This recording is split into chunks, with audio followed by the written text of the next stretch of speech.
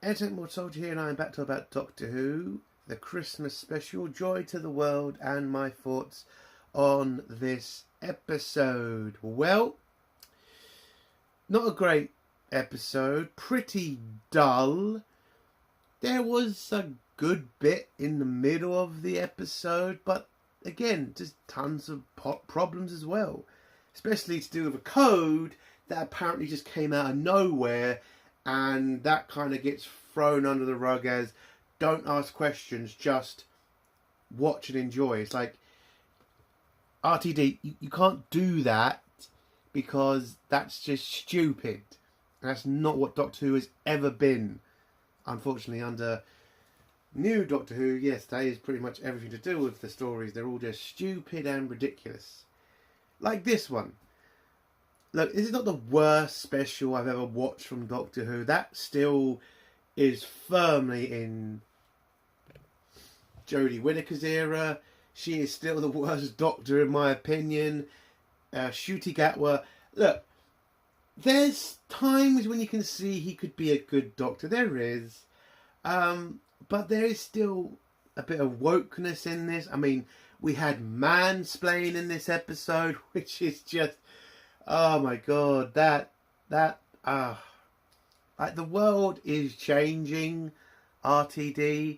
Like, I think you're going to be lucky to get a Last Christmas special, because you're definitely not going to be getting a season 3 with Ncuti Gatwa, because that's off the table now. The ratings are in.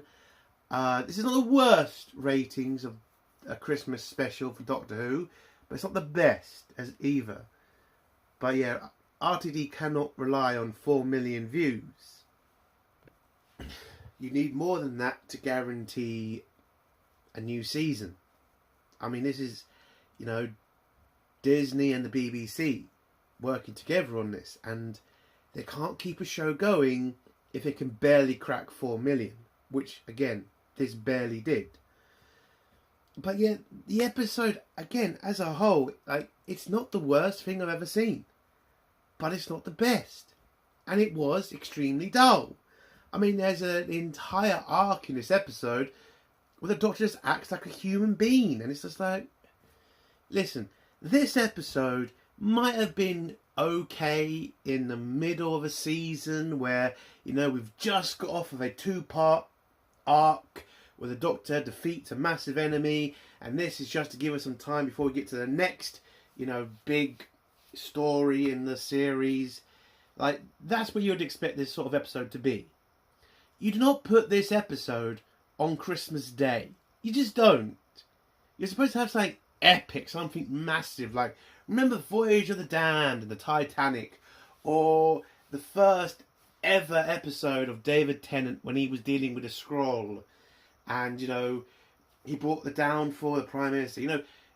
Doctor Who Christmas specials are supposed to be massive.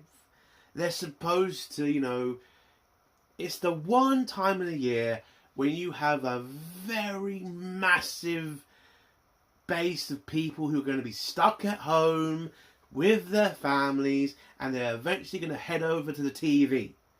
This is the time of year where you're going to have a lot of eyes on you.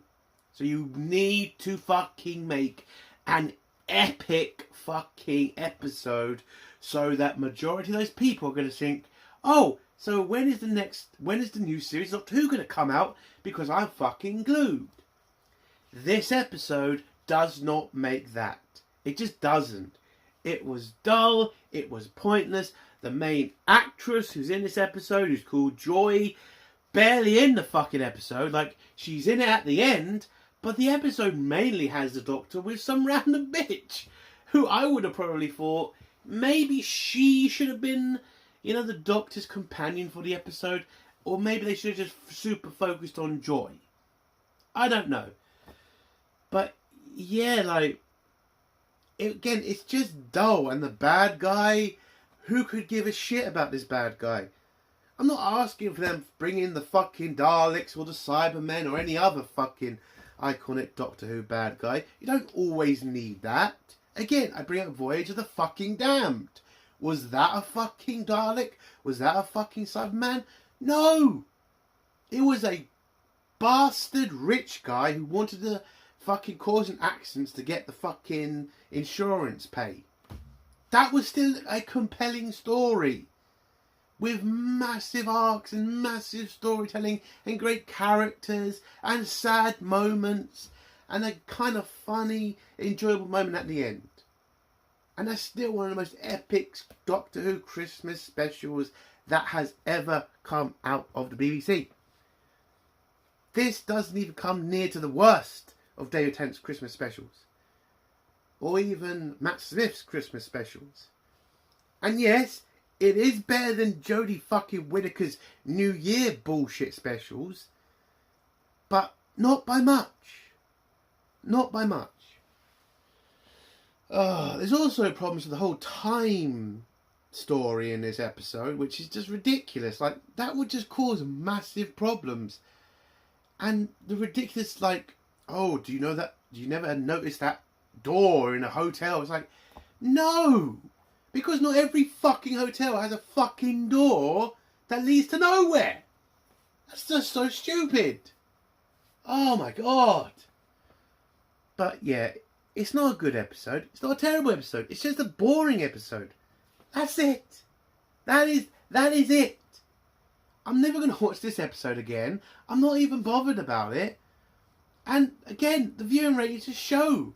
Like, no, not really anybody cares anymore. Yeah, it got 4 million views. Who gives a shit? I mean, for God's sake, it's not like Strictly Come Dancing beat it. And Wallace and Gromit fucking beat it. I mean, it doubled its viewing ratings. It got like 8 or 9.4 million views. Oh my god. And Russell T Davies is still using that stupid thing at the beginning of these episodes, the Whoniverse. Bitch, you're not even going to get a season 3 of this, and you fucking want to keep painting that shit on the front? Fuck off. There's not going to be any spin-offs to this shit. I understand that they were going to have this kind of storyline where I think Ruby was going to get some sort of show, because apparently in a trailer she's seen working for a certain organisation. Listen, none of that shit's happening. This is going to be over by next year, and probably are going to get some last Christmas special where Russell T Davies might say goodbye to the fans while we're all just giving him the finger because fuck Russell T Davies. Again, he could have fixed this. He could have sorted it out. He could have brought Doctor Who back to some sort of success. But he decided, fuck the fans, fuck the law, let's protect my arsehole friend who fucked it all up. That's what he decided to do, and this is where we are. So, Doctor Who, Joy to the World, not a great episode, but not terrible. So what would I give it out of 10? I mean, I'll give it a 4 out of 10. Listen, it's not great. It's dull. But there were some good parts, I guess. And it's, again, I can always remember Jodie Whittaker's specials. They were always worse. I always wanted to punch the screen after I'd watched one of those episodes. With this episode, I was just, oh, okay, that's it. Done. So, the only reason I'm not that bothered about this episode is I've just seen worse. And that's the only benefit I can really give this episode. So, yeah, a 4 out of 10. If you want to watch it, watch it. If you don't, you're not really missing anything. So, yeah. So, let's get to spoilers now. If you don't want to hear spoilers, leave in 3, 2, 1. So, the episode starts off with us at a hotel in Manchester in 1940. I think it's a Blitz. So, in World War II. And the Doctor just shows up in some random room where some couple is kind of waiting out the war, or waiting out the Blitz in some really lit up fucking hotel, by the way. Not exactly smart, but okay. And the Doctor comes in with some coffee and a sandwich. And basically does this a bunch of times in different time periods. Everest, on a train. And then we go to Joy, who is going into a hotel room on her own on Christmas Day, which is very depressing. And then some lizard person. Oh no, not some lizard person. Oh yes, the lizard person. You know those lizards that are from Earth and they were there first and all that shit? Skrullig or something. Yeah. The lizard guy walks in, scares the shit out of Joy, and then the Doctor appears, and then boom! We go into the credits scene, and then we go a bit back in time with the Doctor has arrived at this really crazy museum in 4015 or something. I didn't really pay attention. But in the future, where he is in this time hotel, and he's gone there to get some milk for his coffee. And when he's there, he then notices some weird person who hasn't done anything because he's holding the case, just standing there looking very mysterious. And that makes the Doctor curious. So he heads back into his TARDIS. Oh, we do get the joke of, the Doctor getting 2 cups, even though he's on his own again. But then he goes into his TARDIS, gives this random guy, Terry, I think his name is, the other cup, because kind of a very depressing scene that Doctor's on his own again. But he goes into his TARDIS, gets ready, doesn't understand why he's gotten ready, heads out to the TARDIS, then sees the guy again and realises, oh, I've just noticed there's a weird guy in the lobby of this future hotel who's acting strange. And then he hires, or at least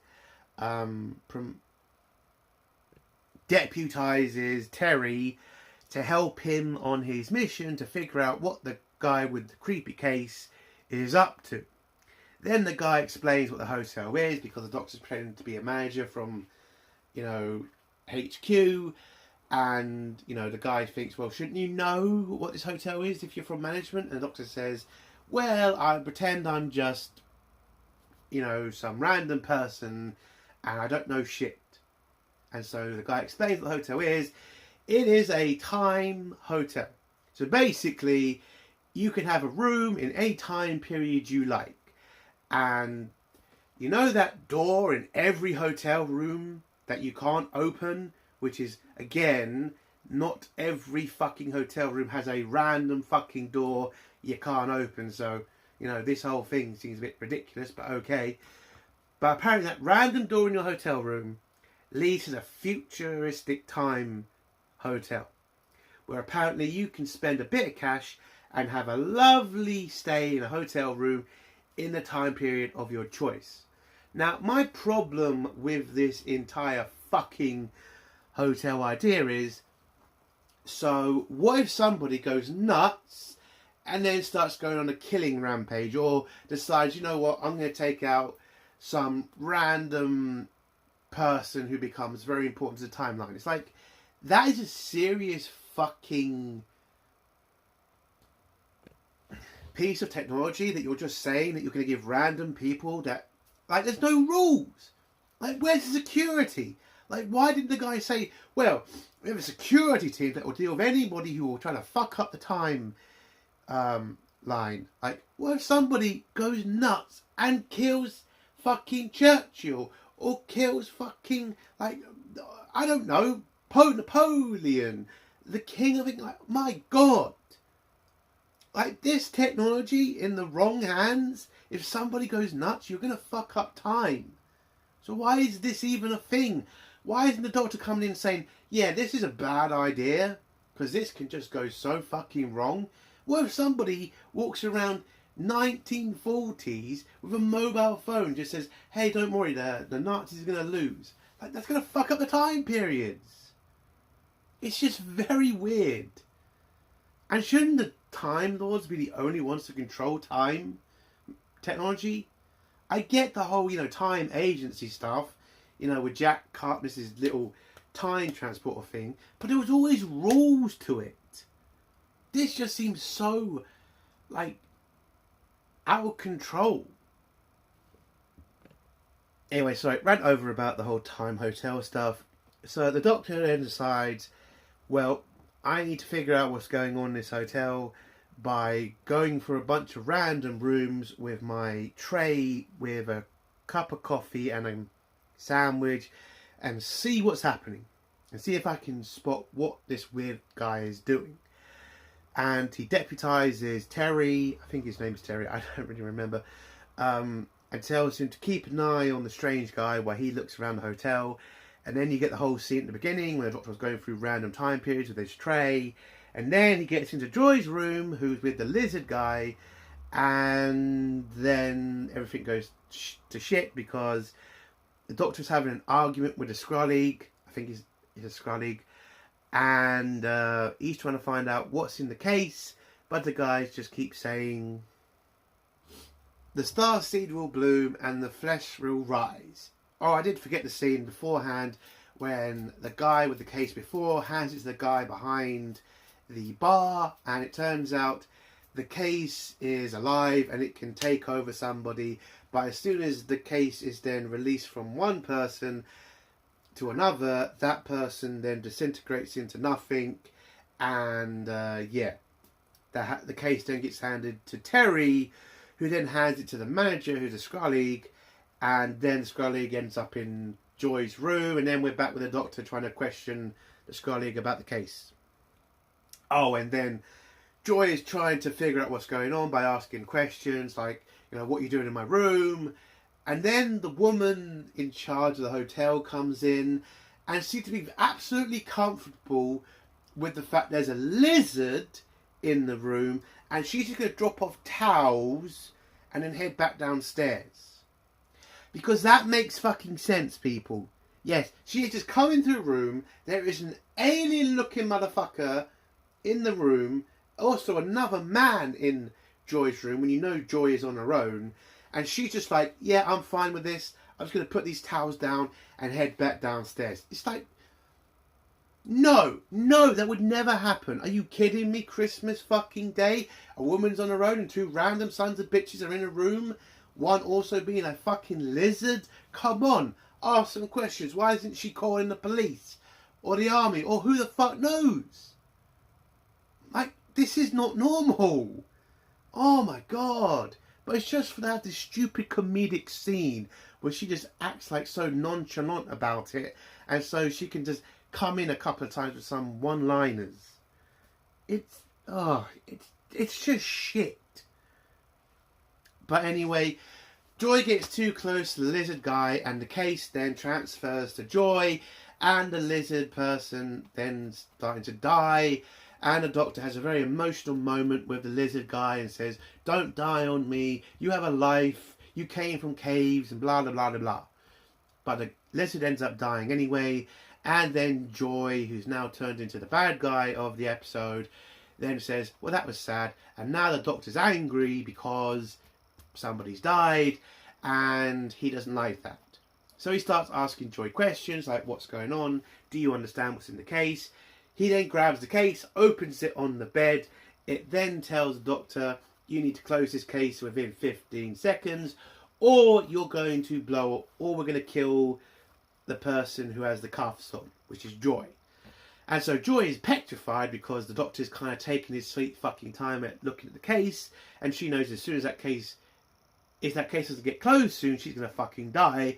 So she demands the Doctor close the case, but the Doctor's again stalling, but then she forces the case shut, and the Doctor says, fine, I know what it is now. It's a mini star, or at least it's a system that's going to be able to create a star.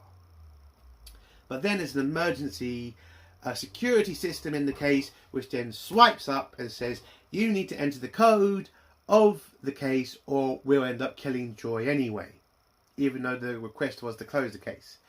But then another doctor comes in from a different time period and tells the Doctor the code for the case. The Doctor enters the code for the case, and then the Doctor grabs Joy, throws her out of the room and tells the Doctor, now you're going to have to stay here and go around the long way, and you can come back and do this whole scene again. So the Doctor closes the door on the other Doctor, whilst the Doctor screams a bunch of shit at him about him being, all mysterious, and that's why people don't like him, all that crazy shit that he comes out with in this episode. Basically calling out the Doctor for being on his own, for having no chairs, for abandoning people, pretty much him having a very, very bitchy moment, in my opinion. So the Doctor gets abandoned in 2024 Christmas, and then realise he's going to have to wait there for a year to wait for the door to open to the special hotel again. So he gets a job at the hotel. He serves a bunch of people food. He cleans up. He gets very close to that weird woman from the hotel, the head of the hotel. And he just has a normal human year where he works, cleans up, and has special days of the week where he spends with his friend for the hotel. Again, so that is about 30% of this episode is the Doctor being a normal human. Now, we've seen episodes like this before. Matt Smith, David Tennant. You know, we've done this. And this has to be the dullest version. Like, even when Matt Smith did his 1 year, you know, with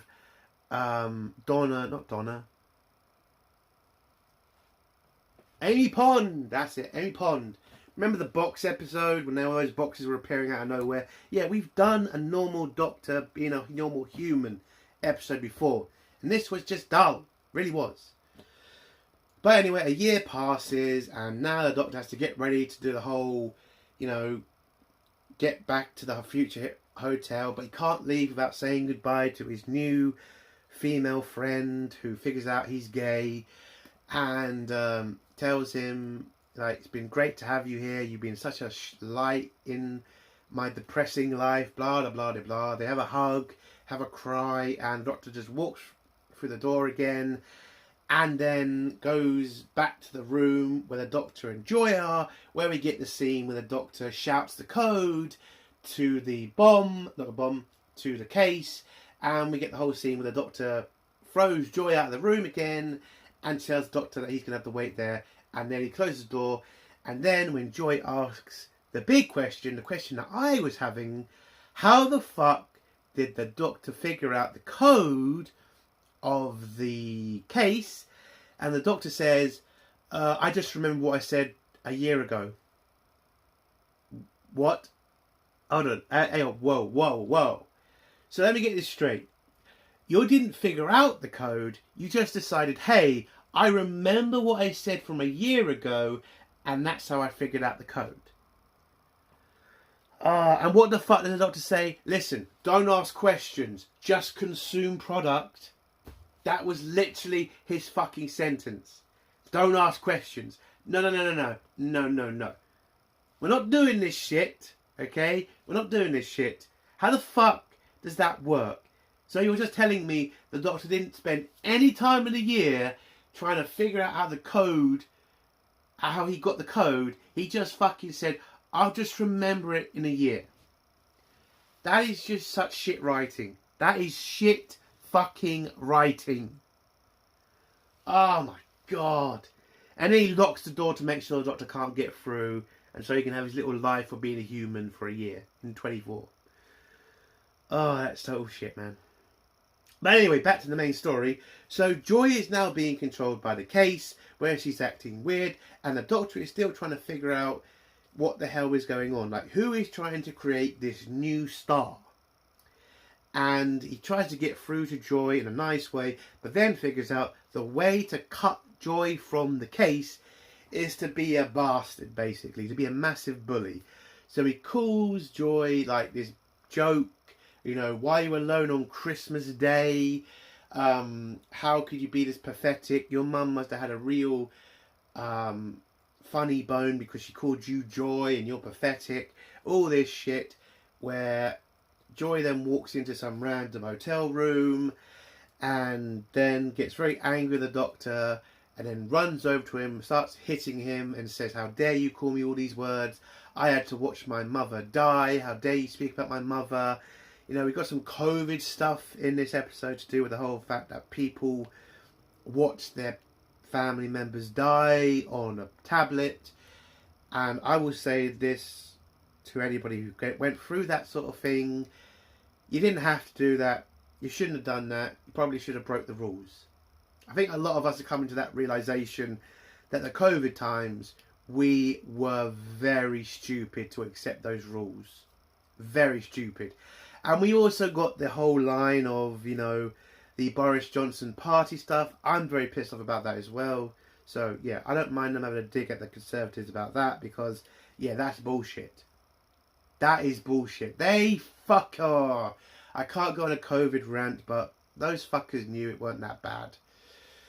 Anyway, so it turns out Joy, being very angry, released her from the cuffs and released her from the case. So the Doctor has saved Joy from dying. And so he now has to figure out who is the main bad guy of this episode. Who wants to create this case and who is killing all these people? And it turns out to be the arms company from last season, the Vermont Corporation or Verdok. I don't really remember what it's called. Basically, an arms company is trying to create a star. And they need it to grow in a certain time period. And this hotel, again, has now time technology. So they're going to use one of the doors to leave this star to settle in so it can grow and so they can sell it to somebody. So apparently the random room that Joy went into, because the Doctor's trying to figure it out because they're talking to the case, because the case has AI and it uses the Skrullig from the previous body, and Skrullig AI explains to the Doctor this case is trying to create a star for profit and it needs to be settled in a certain time period. Doctor kind of mentions, well, this is human period and there's just the humans have not been around for that long for this time, for there to be amount of time to create a mini star. But then it turns out, well, not human period, but the time period that you're in now, Doctor, is the Jurassic period, where they then get attacked by a T-Rex. A T-Rex swallows the case, the Doctor and Joy manage to escape the room, and then the Doctor kind of realises he's kind of fucked up, because now there is a star on planet Earth that could blow up at any minute, killing everybody on Earth. And now he kind of has to try to figure out where it is. But then he gets a signal on his shitty version of the sonic screwdriver, where it turns out to be Terry. I think his name's Terry. I could be wrong. And he tells him, well, I've been alive in the case for millions of years, and I've now figured out how to use the communication system to tell you what you have to do to stop the sun from being created, and to tell you the location of it as well. And I promised you that I wouldn't fail you and all that shit. Oh, he also reminds the Doctor he's dead, because the Doctor didn't realise he was dead at first. But yeah, so the Doctor says, thank you for helping me, I love you, blah, blah, blah, blah, blah. And then Terry tells Doctor where's the location of the case. They then go to that time period, I think it's Roman time period, whatever. And they find the case, but it's locked up in this tomb. So the Doctor realises they have to get some rope so he can tie it on the handle. So he then goes to one of the time doors where he ends up on the Everest trip. You know, when the first people climbed Everest, whatever. Grabs some rope because it's there apparently, and then heads on to the train time period where he throws the... he also grabs a hook because he needs to put the hook on the end of the rope. He then goes to the train, throws the hook, and it grasps something. And because the train is moving so fast, he's able to pull the door to the tomb open. And then Joy, who he left on her own, then sees the star, then starts talking to it. Then the Doctor then rushes back before he goes, he then bumps into a lesbian, because we have to know that she's a lesbian for some reason, and then says something to her, runs back to the tomb, realises Joy is gone, follows Joy up the stairs, and then he sees Joy, and apparently she has somehow been able to put the star inside herself, and now Joy is becoming a star, where the Doctor is trying to tell her to move away or let him help her to remove the star from her chest. But Joy just tells him no. She's happy this is going to happen to her. She's happy she's going to turn into a star. She's Joy. She then flies in the air and, you know, becomes a star and then warps away somewhere safe so she doesn't blow up and kill everybody on Earth. And the episode ends with all the time periods seeing the star and the star giving them joy and hope. And the last scene is Joy coming back to see her mother in 2020 in hospital and somehow sucking her up into the star with her. So Joy and her mother can now spend eternity as a star in the universe. And it ends with the Doctor saying, "Joy to the world," and us ending up in Bethlehem. And that's how the episode ends. So, yeah.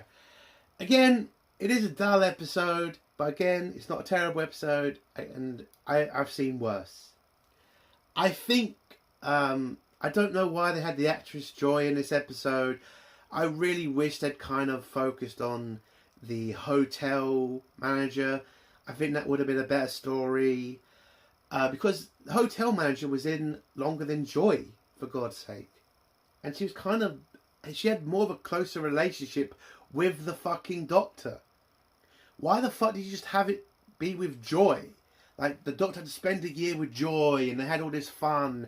And, you know, the Doctor gets really close to Joy. And then in the final scene, Joy wants to give herself to save Earth by becoming the star. And the Doctor has to reluctantly agree to it. Like, you could have done a better story than this.